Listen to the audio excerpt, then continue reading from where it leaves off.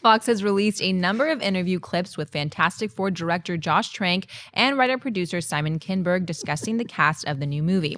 Trank revealed that Miles Teller had previously auditioned for a role in Chronicle and thought he was amazing. The pair also said Kate Mara landed the role mostly because of her family chemistry with Michael B. Jordan. Kinberg went on to talk about the family dynamics in Fantastic Four, saying the following: "I remember the first time I read a Fantastic Four comic and all the dynamics that are like good and bad that are part of being in a family were playing out in a comic book, and I had never really seen that before." Schnepp, hearing about the cast and dynamics, do these interviews affect your anticipation level for Fantastic Four? Yeah, in fact, they raised the bar for me. Like, now I'm even more excited to see the films. Like, you know, to hear someone like Simon Kinberg say those things about the original Fantastic Four comics is exactly what I liked about it. It had that kind of fun playfulness and family element, but not like the way the movie versions, the first two Fantastic Four films went a little too comedic and broad. It was more so like, wouldn't it be weird if like these people who knew each other all of a sudden became mutants, you know, or mutated and stuck together and became a family, you know? So I'm looking forward to that, and I really like what Trank said about the chemistry between Johnny Storm and Sue Storm as brother and sister, and that's why he cast those actors.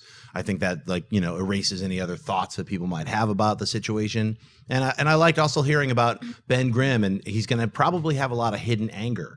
And because the Thing, imagine if you just turned into a creature like that looks like a bunch of rocks. Don't think you'd be too happy about it. So I think there's unless it was like The Rock. Right. If you suddenly mutated, then suddenly look like The Rock. The Rock, like Dwayne okay. The Rock Johnson, then you wouldn't have that many complaints. You might be like, I just want this one tattoo removed. That's about my only, just the one, to keep the rest. But just that one, I don't know.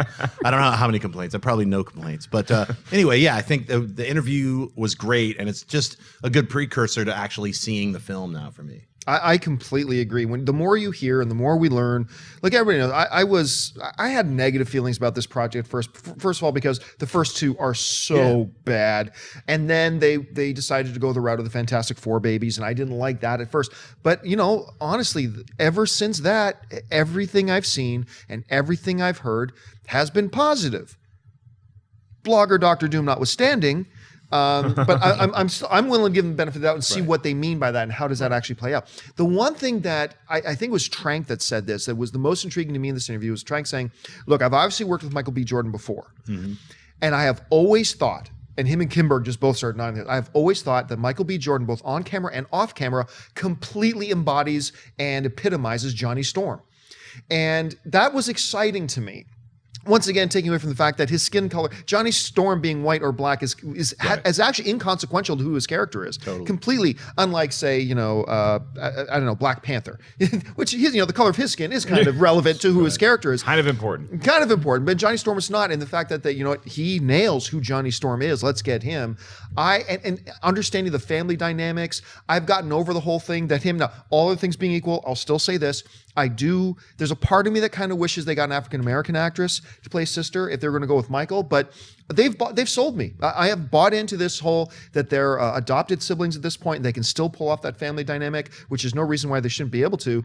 So I'm with you. I hear this, and it even elevates my anticipation and excitement for this even more. Yeah, I don't care what his skin color is as long as he turns orange, and it looks cool when that happens. But I sat down to watch these clips, and I was like, this is just going to be a puff piece. This is going to be, obviously, they're just going to say nothing but nice things about the actors, and oh, we're so excited about this project. Then when I watched it, I was like, you know what? I did feel like they were being honest, that they are really genuinely excited about this project, because I've heard some rumors that the set wasn't that great to work on and that there was a lot of butting heads, but this seems like you guys reference family. And what did we just see? A movie that references family that came out this past weekend, made $143 million at the box office. And when you take elements it's like what you said, Schnepp, Kinberg really appreciates the source material, and Trank really likes these actors in these roles. The one that stood out to me the most was when he's talking about Jamie Bell. And he said that Jamie Bell, because when you cast him as the Thing, it's like, that doesn't really, he's not a big dude. I don't really get That's not Michael Chiklis. But he's got all this anger inside of him, and that he can make that come out. So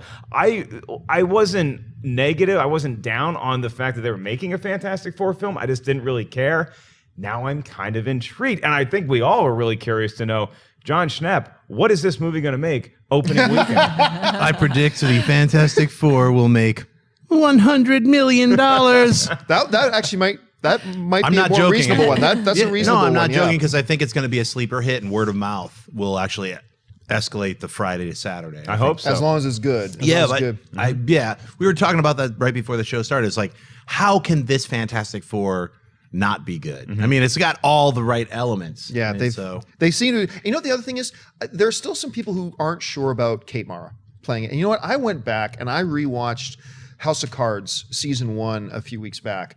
If you have any doubts about Kate Mara, go watch season 1 of House of Cards. It's on Netflix, and then let those doubts be put to rest. She is a phenomenal actress who carries. Look, when you get a girl who's got to get on screen, a physically small girl who has to hold her own on screen one-on-one with Kevin Spacey, and she does it, you got something special. I'm excited. I'm getting more. Actually, I'm beyond being. Yeah, look, I'm excited about this movie now. I really am.